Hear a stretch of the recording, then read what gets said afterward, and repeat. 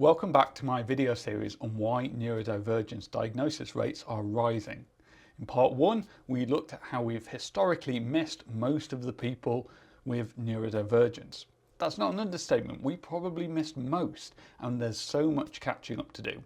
In part 2, I want to be a bit more speculative and talk about why neurodivergent rates may also be rising. Specifically, I want to make the case that the underlying prevalence of brain differences is not changing, but that more people may be pushed into the category of a disorder because society is disabling them. Now, there have always been neurodivergent individuals. Folklore stories make reference to children seemingly without emotions. It's not a new thing. But in modern society, it has become more of a problem, not less. Michael Olivier talks about this in the Politics of Disablement.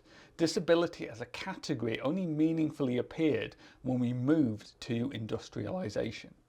If we think about an agrarian society, they were much more flexible in the way that society could handle things. In family groups and small communities, impairments and differences could easily be absorbed into the community. Life was also much more active and yet at the same time routine. You worked on a farm, you never travelled abroad, you knew everyone in your life. It worked well for many neurodivergent individuals and could easily cope with differences or impairments where they came up. Modern society is different though.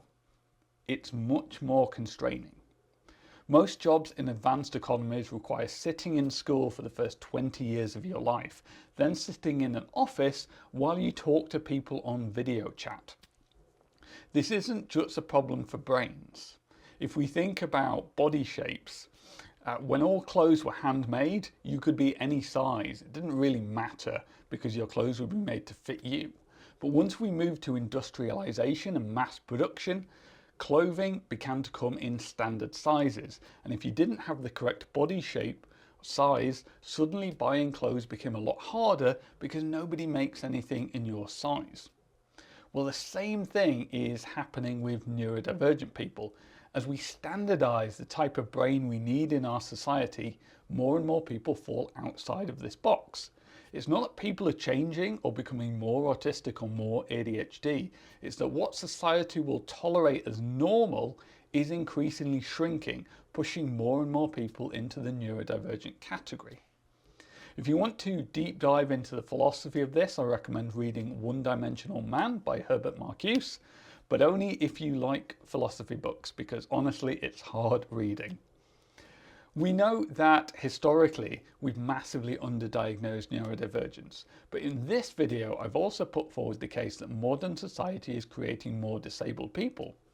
Not because people are changing, but because society is becoming more increasingly inflexible.